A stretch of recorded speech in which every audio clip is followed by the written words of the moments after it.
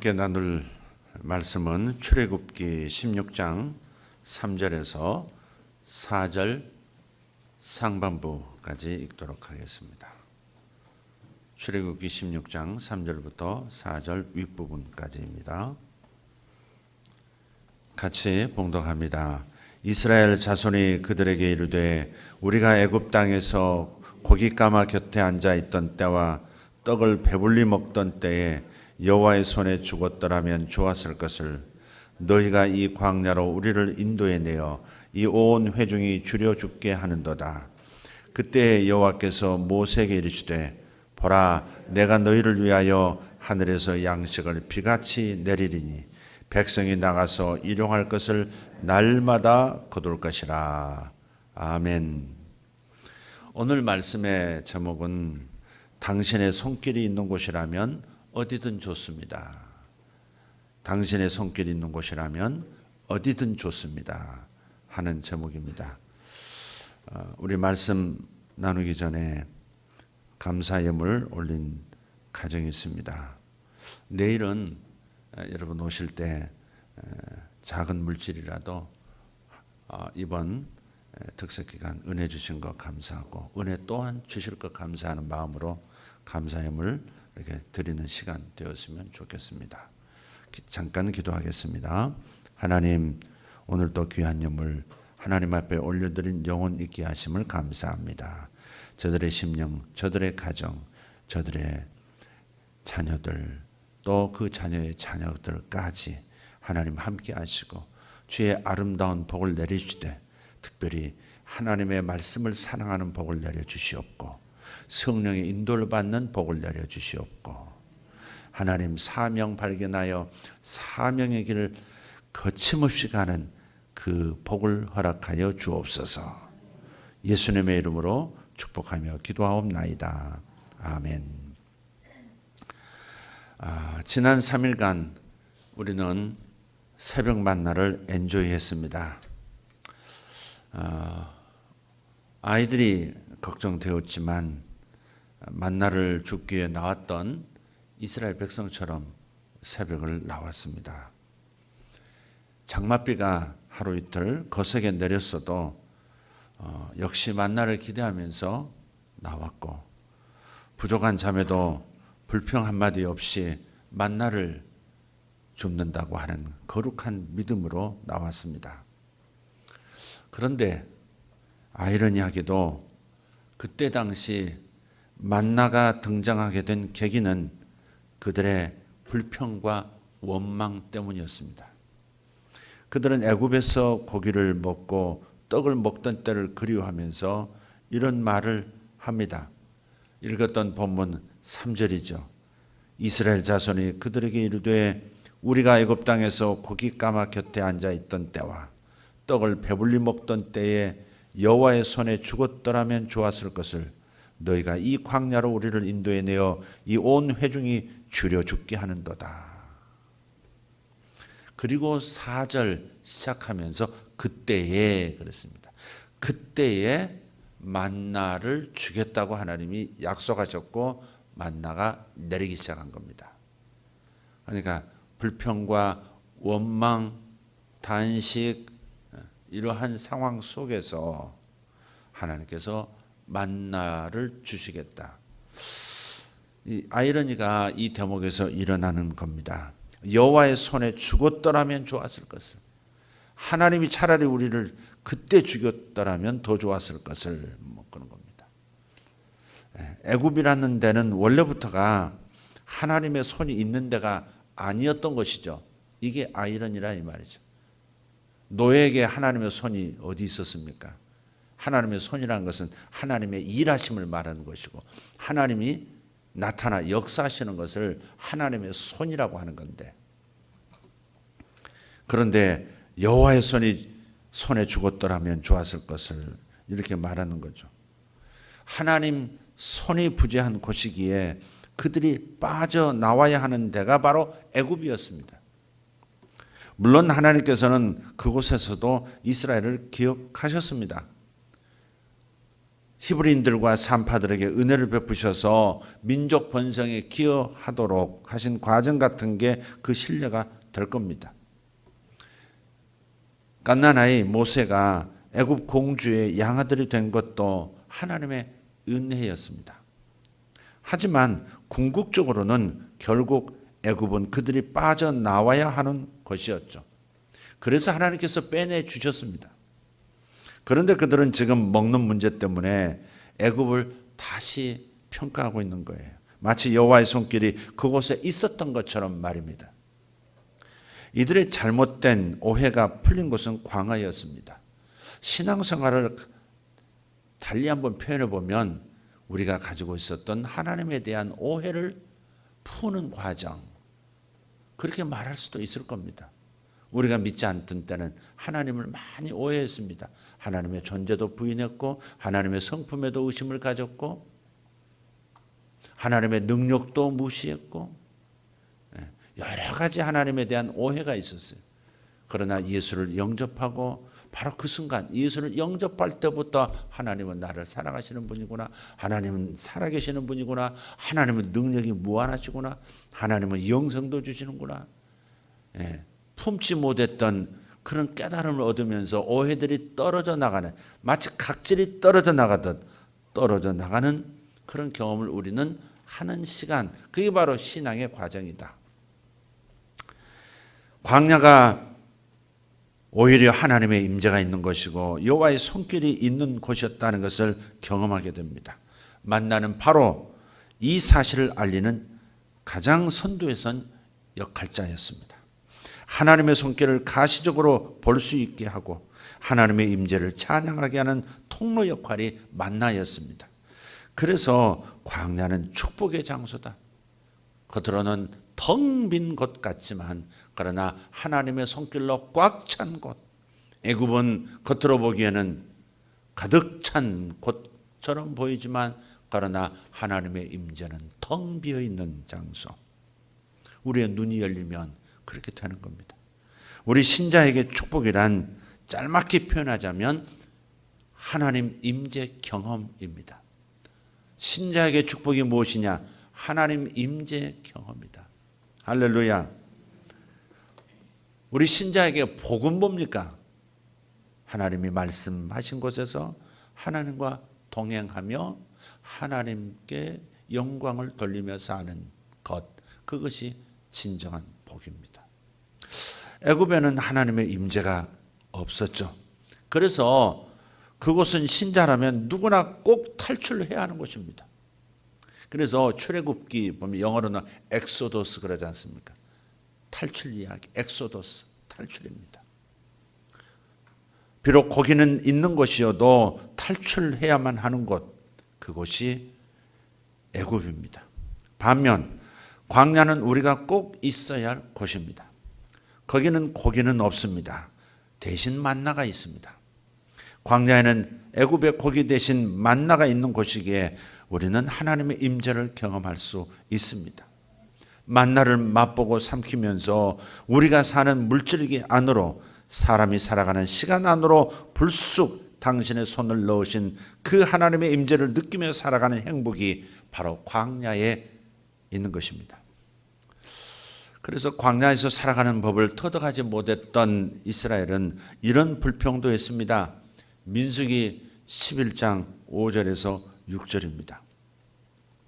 우리가 애굽에 있을 때에는 값없이 생선과 오이와 참외와 부추와 파와 마늘들을 먹은 것이 생각나거늘 이제는 우리의 기력이 다하여 이 만나 외에는 보이는 것이 아무것도 없도다.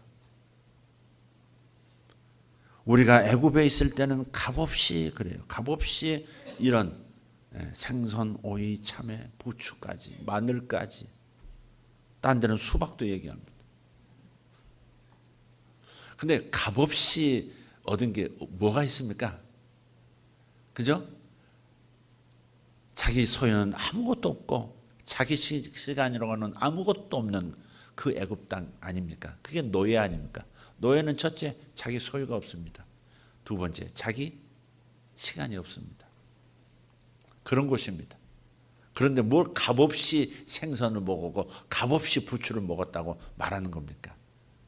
자기 전부를 내주고 기껏 육신의 양식 먹고 살아왔던 그 계절이 애굽인데, 노예 생활인데 말이에요. 이 광야로 나중에 하나님께서 이끌어내신 다음에 너희들의 이제부터는 너희들은 너희 소유가 있다, 그걸 가르치기 위해서 성막을 지을 때 허물하기도 하고, 그죠? 노예 때는 드릴 게 없었잖아요.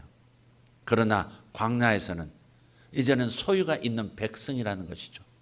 이제는 이 모든 것이 내 물질이니까, 내게 주신 물질이니까 내 물질을 가지고 하나님께 드린다는 거죠. 그래서 헌물과 헌금을 드릴 수 있는, 그래서 11조를 가리키는 것은 복인 겁니다.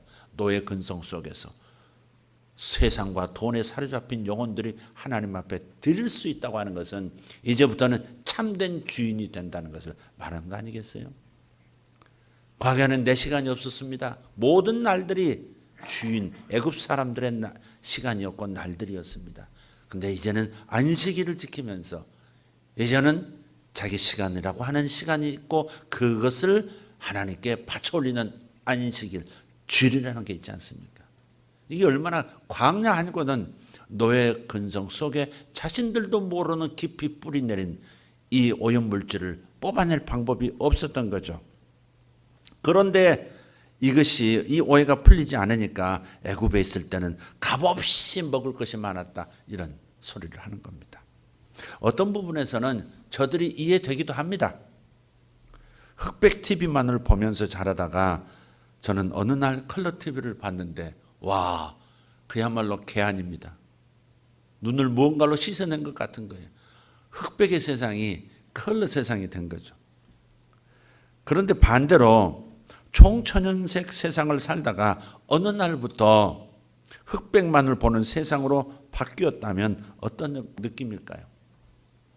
우리는 이스라엘이 충분히 그런 면에서 이해가 됩니다. 답답하고 괴로웠겠죠. 애굽에서 살던 때는 총천연색 세상이었고 광야는 그야말로 아무것도 없는 까맣고 하얀 것밖에 없는 세상인 것처럼 느꼈을 겁니다. 그러나 다시 한번 생각해 봅시다. 그것이 정말 사실인가요? 실상은 애굽이 흑백의 세상이었고 광야가 총천연색 세상이 아니었겠습니까? 하나님의 눈에 애굽은 당신의 백성이 반드시 빠져나와야 할 흑백의 세상이었고 오히려 광야가 반드시 들어가야 할 총천연색 하나님의 세상이었다 하는 겁니다. 바벨론 포로 시대를 살아가던 우리가 잘 아는 다니엘과 세 친구, 이 네 명의 이 젊은 친구들을 한번 생각해 봅시다. 바벨론은 다니엘과 세 친구의 광야였습니다. 왕이 먹는 진수성찬을 그들도 똑같이 먹을 수 있는 이상한 신분이 주어졌습니다. 그러나 그들은 단지 물과 채소만을 먹게 해달라고 요청합니다. 그 결과를 다니엘서 1장 15절 17절에서 이렇게 기록하고 있습니다. 열흘 후에 그들의 얼굴이 더욱 아름답고 살이 더욱 윤택하여 왕의 음식을 먹는 다른 소년들보다 더 좋아 보인지라. 그리하여 감독하는 자가 그들에게 지정된 음식과 마실 포도주를 제하고 채식을 주니라. 하나님이 이 네 소년에게 학문을 주시고 모든 서적을 깨닫게 하시고 지혜를 주셨으니 다니엘은 또 모든 환상과 꿈을 깨달아 알더라. 야, 비록 나이는 어린 소년들이지만 그들은 바벨론 광야 시대에서 만나를 선택하고 취할 줄 알았습니다. 왕의 진미와 왕의 마시는 포도주, 그리고 단지 채소와 물, 어느 쪽이 총천연색 세상이고 어느 쪽이 흑백의 세상입니까? 결과를 보면 우리는 분명하게 대답할 수 있습니다. 그들의 얼굴이 더욱 아름답고 살이 더욱 윤택하여 왕의 음식을 먹는 다른 소년들보다 더 좋아 보인지라. 와우 하십시오. 와우. 와우. 또 보십시오. 하나님이 이 네 소년에게 학문을 주시고, 아멘, 모든 서적을 깨닫게 하시고 지혜를 주셨으니 다니엘은 또 모든 환상과 꿈을 깨달아 알더라. 와우 하세요. 와우. 그런 겁니다. 다니엘서는 지금 우리에게 이렇게 말하고 있는 겁니다. 만나 하나면 충분합니다. 하나님 경험 하나면 충분합니다. 그런 얘기 지금 하고 있는 겁니다. 그렇다면 이렇게 정리할 수 있습니다. 방금 제가 하나님 하나면 그렇게 얘기했나요? 주여 씻어 주시옵소서. 이렇게 정리해 볼 수 있어요. 광야는 왜 축복의 장소인가? 거기에는 만나가 있기 때문에, 하나님의 임재를 가시적으로 표현해 주는 만나가 있기 때문에 그렇습니다. 만나는 하나님이 나와 함께 하신다는 실제적, 물리적, 시간적 표식입니다. 역사 속에 하나님께서 손을 내미신 거예요. 당신이 만드신 시간과 공간 속에, 물질계 속에 하나님께서 당신의 손을 펼쳐서 먹어 하고 주신 것이 만나기 때문에 만나를 맛보고 씹고 삼키면서 기적을 먹고 하나님의 손길을 먹는 겁니다. 임재를 먹는 거였어요. 그러므로 인생의 광야성을, 인생에게는 인생 자체가 광야성이 있다는 것을 인정한다면 우리는 그곳의 주식인 만나를 축복으로 알고 받아야 합니다. 아무것도 보이지 않아도 하나님의 손길이 있으면 되는 것이에요. 만나는 하나님의 임재입니다. 아멘. 저는 가까운 시간에 이스라엘이 경험했던 광야를 직접 들어가 보려고 합니다. 정말 이스라엘 광야로 들어가 보려고 합니다. 가까운 시간에 하나님의 부르시는 손길이 느껴져요. 사실 거듭 말씀드리지만 하나님의 손길이 바로 우리의 만나라는 거 잊지 맙시다. 자, 그래서 오늘도 한번 복창해 보기를 원합니다. 믿음으로 외치는 겁니다. 주목을 주시고, 하나님, 당신의 손길이 나타나는 곳이라면 나는 어디라도 좋습니다. 아멘. 다시, 하나님, 당신의 손길이 나타나는 곳이라면 나는 어디라도 좋습니다. 아멘. 여러분 가운데 염려와 근심이 되고 불안해지게 만드는 그 어떤 것들을 지금 싹 치우면서 말씀하시는 겁니다. 한 번만 더 합시다. 하나님, 당신의 손길이 나타나는 곳이라면 나는 어디라도 좋습니다. 아멘. 기도하겠습니다. 하나님의 손길이 있는 곳이라면 어디든 좋습니다. 이것이 우리의 평생의 고백입니다. 내 평생 이 고백을 하며 살 것입니다. 하나님 손길 나타나만 주신다면 그곳이 어디든 좋습니다. 아버지 하나님, 새벽 만나에 주의 마음을 얻어갑니다. 주님의 관점을 얻어갑니다. 주님의 심장을 그 무엇으로도 바꿀 수 없는 우리 마음속에 아버지 집어넣고 아버지 그 주님의 심장의 메시지를 들으면서 오늘 하루도 살고 평생을 살아가겠습니다. 주여, 우리의 눈을 열어 주시옵소서. 우리의 입술의 죄악을 씻어 주시옵소서.